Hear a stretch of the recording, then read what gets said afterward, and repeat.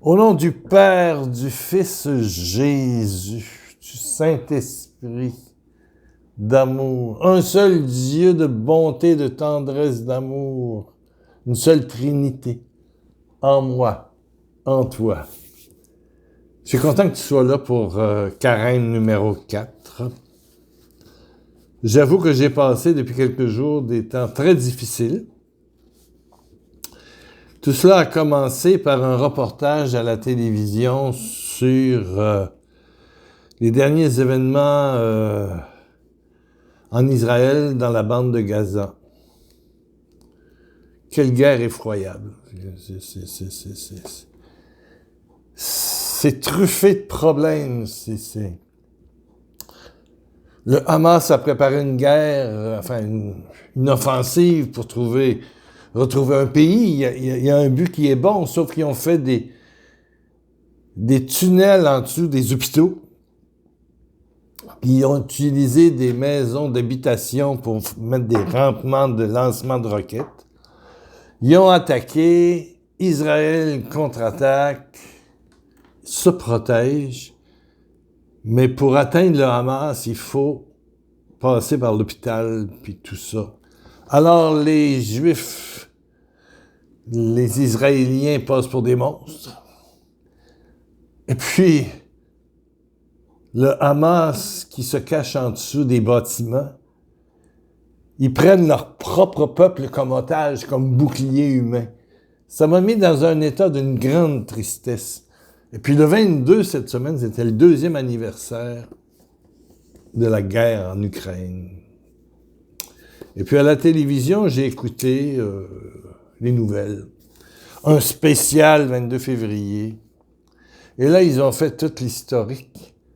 On a vu des villes, c'est des ruines complètes. On a vu des morts, on a vu... Mais des deux côtés. Et puis ça a été la mort de l'opposant, M. Poutine. Empoisonné ou je sais pas quoi, sa femme. Ça m'a bouleversé. Je suis sensible à ça. Il y a d'autres guerres, j'en ai noté, hein, je voudrais pas oublier. Il y a la guerre au Mexique, la guerre de la drogue, ça a l'air de rien. En Colombie aussi, mais il y a le Neymar, l'Éthiopie, Haïti, c'est difficile. L'histoire de Taïwan, Corée du Nord, Corée du Sud, c'est plein.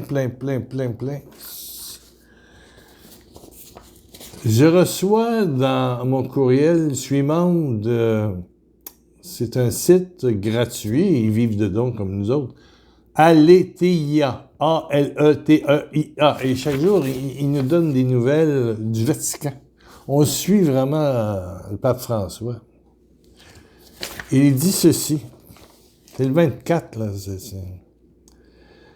Le 24 février prochain marquera les 2 ans de l'invasion de l'Ukraine par les troupes russes. Depuis le 24 février 2022, le pape François ne cesse de plaider la cause de la paix, usant de tous les moyens dont il dispose, spirituels, écuméniques et diplomatiques. Ses inlassables appels pour faire taire les armes traduisent la douleur du pontife de 87 ans, accablé par le retour de la guerre à l'est de l'Europe. Une image incarne tout particulièrement cette détresse du pape. En décembre 22, ça fait pas longtemps, hein, il a fondu en larmes lorsqu'il priait pour l'Ukraine dans une église au centre de Paris. Signe de son attention constante pour l'Ukraine, le pape François a envoyé au moins à 7 reprises son aumônier. Ça, c'est celui qui est chargé des bonnes œuvres à côté du pape. Là. Voilà. C'est son chargé des œuvres charitables, voilà. Le cardinal Konrad Karjvicki pour témoigner de sa proximité à la population. Voilà. Et même, il a envoyé un WhatsApp pour que l'aumônier dise qu'il était proche du peuple ukrainien. Et puis, il continue à maintenir son dialogue avec Moscou, etc. Des gens sont contre lui, mais il a répondu « Ça sent mauvais, mais ça doit se faire. Sinon, on ferme la seule porte raisonnable de la paix. » Bon, alors ça, c'est l'Ukraine.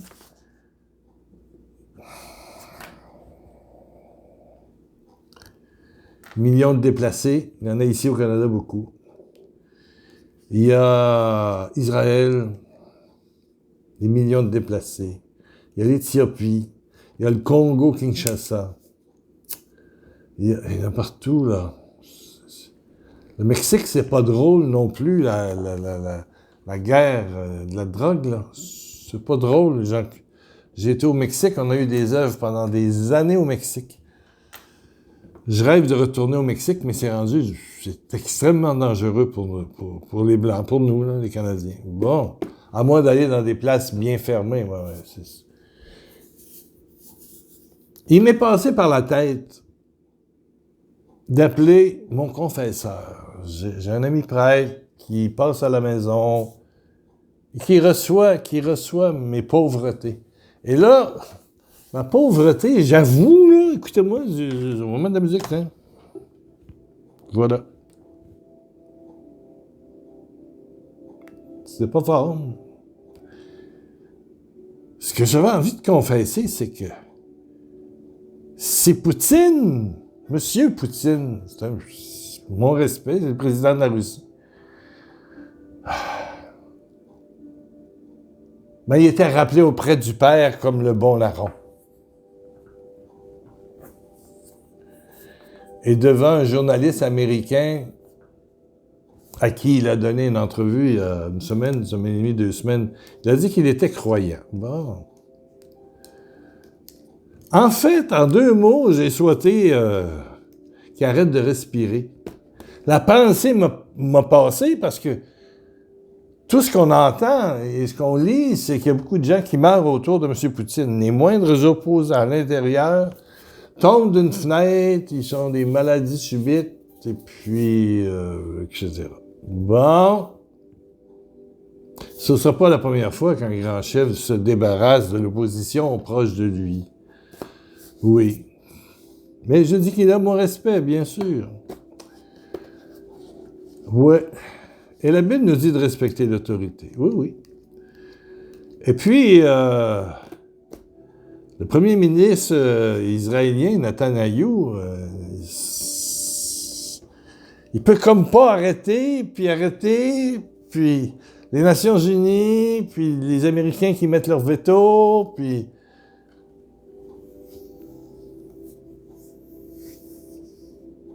C'est drôle. J'ai jamais souhaité à personne de mourir, mais je me suis dit qu'il y aurait peut-être... En fait, j'ai dit à Dieu, tu pourrais aider de cette façon-là, là, s'il n'y avait plus de Poutine puis il remplaçait, peut-être là, que ça arrêterait, là. Il trouverait des solutions, et puis Netanyahou, il était capable de faire rentrer plus de nourriture, puis plus de soins médicaux, puis si l'Égypte faisait son effort, puis... Puis Seigneur, moins de vent, puis il y a eu des inondations encore dans le Pas-de-Calais. Ça a-tu du bon sens? Et ici au Québec, ben, c'est chaud. On n'a pas de neige, mais... Une drôle d'hiver qui va nous revenir en pleine face, je le sais. Bon, mais peu importe. J'ai pas appelé mon curé pour me confesser. Puis, je dirais qu'un matin, je me suis levé et ma prière était celle-ci. Seigneur Jésus,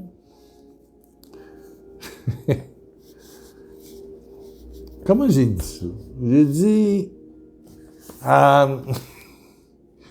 C'est bizarre hein, de te confier ça, c'est bizarre. Je le sais que c'est bizarre. Puis peut-être que tu n'as pas envie de l'entendre.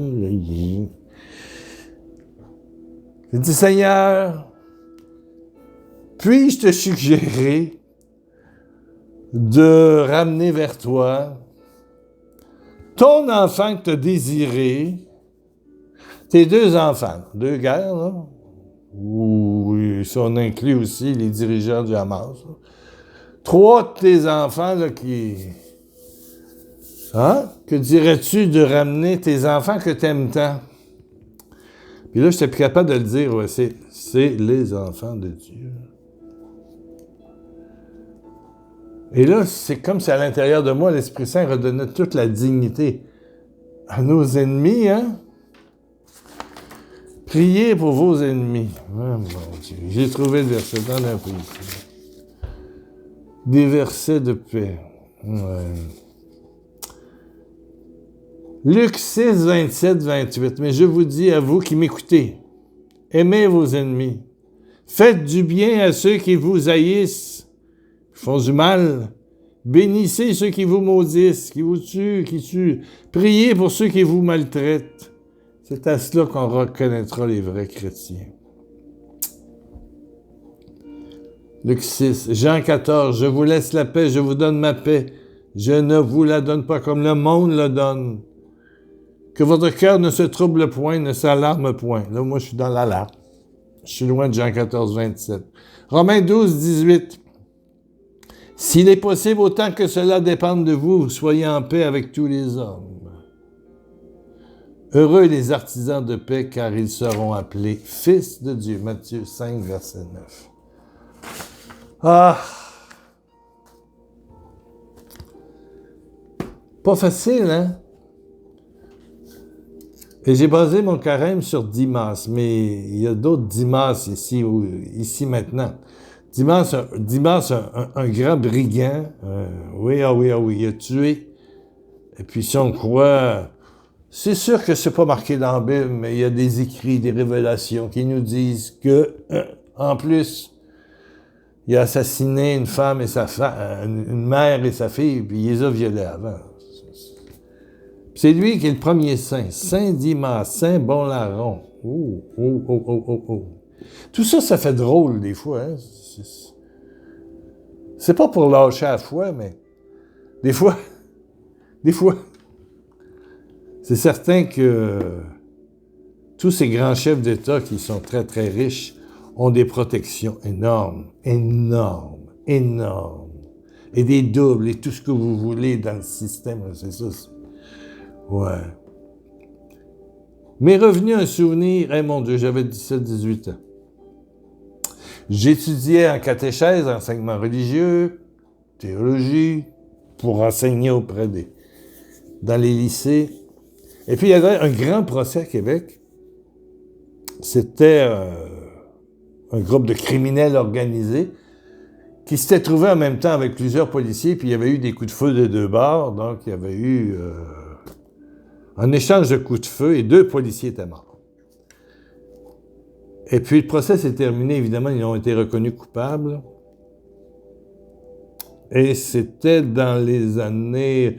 Ici, j'ai cherché, dernière fois qu'on a pendu quelqu'un, c'était en 1960. Et puis, on a arrêté de pendre en 1976. C'est probablement dans ces coins-là. En tout cas, ils ont certainement pris une condamnation à vie pour meurtre des policiers. Et moi, j'étais allé au palais de justice, qui à l'époque était, pour ceux qui connaissent un peu la ville de Québec, juste de billets avec le château Frontenac, si connu, qui représente la ville de Québec, là, au bord du fleuve, juste en face, sur le coin. Il y a l'ancien palais de justice. Et puis j'étais là. J'avais quoi? 18, 19, 20 ans? Je ne sais pas. Je me souviens plus, quand les gars sont sortis du palais de justice, je me souviens plus de la face des gars. Il y avait du monde, oui. Mais il y avait surtout à côté de moi une madame qui pleurait. Mais qui pleurait beaucoup. Beaucoup. Et j'y ai demandé, doucement, comme ça, je me suis adressé à elle. Je dis, pourquoi vous pleurez, madame? Elle dit, c'est mon fils qui vient d'être condamné à perpétuité.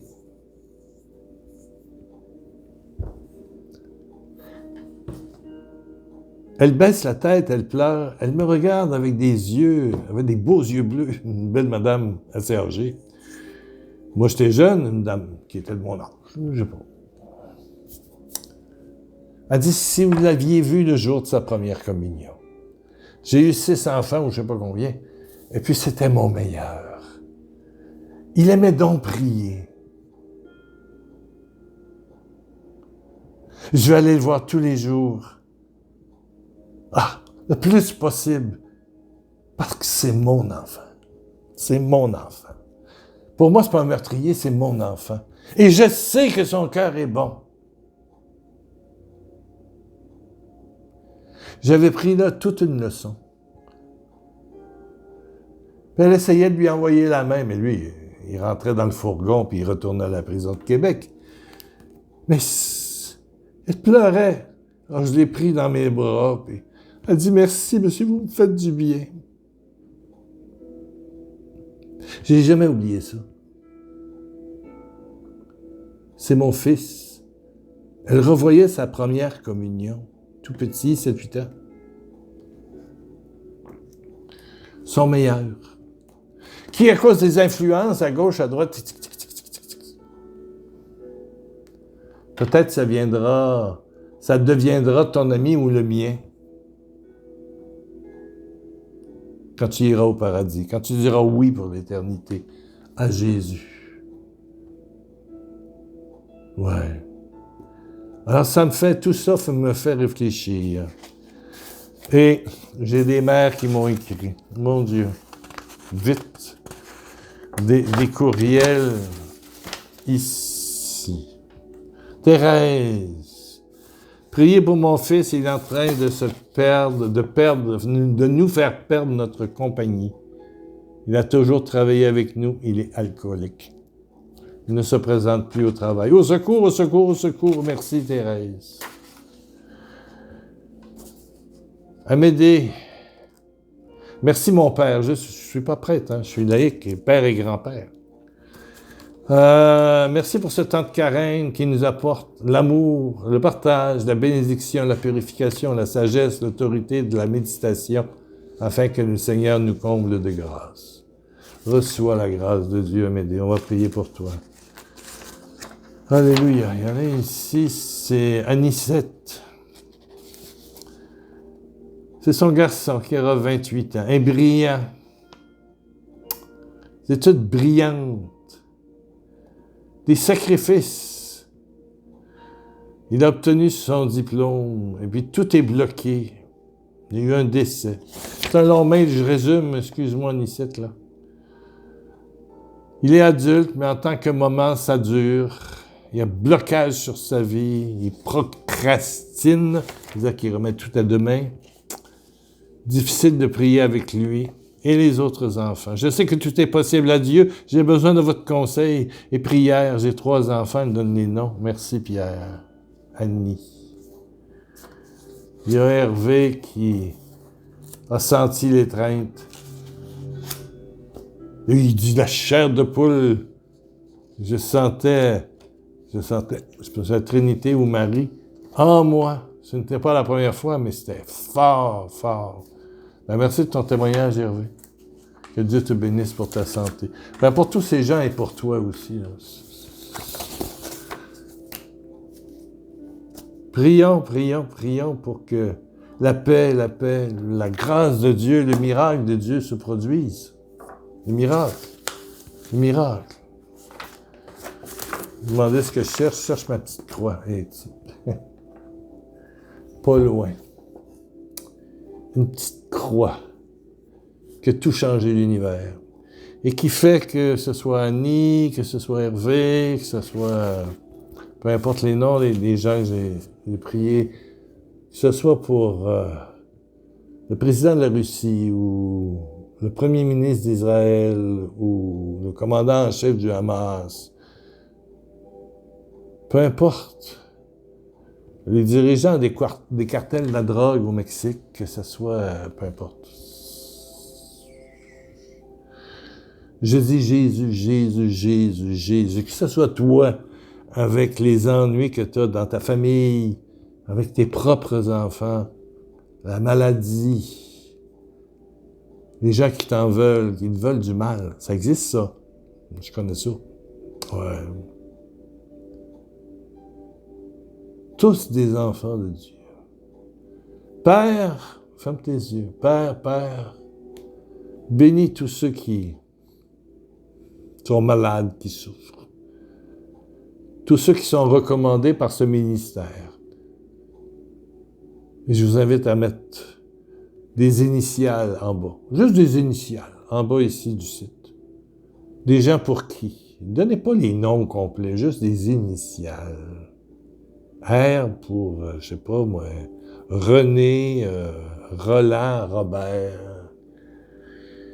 V pour Victorine, Victoire, Valérie, Victor.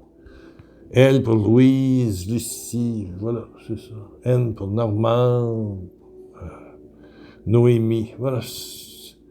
Priez pour, merci Jésus, marquez juste ça. Et je sais que Jésus, ça c'est un petit crucifix en terre cuite, là.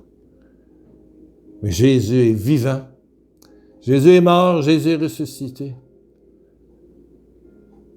Et Seigneur, je te demande, non pas la mort de ces dirigeants, mais une grâce puissante de sagesse, de paix, d'humilité, de sobriété, de douceur.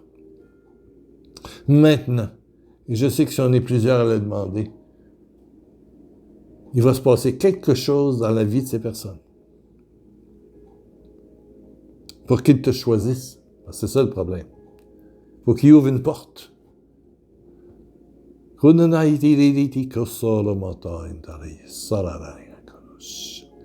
Dimas, beaucoup de gens voulaient qu'il meure.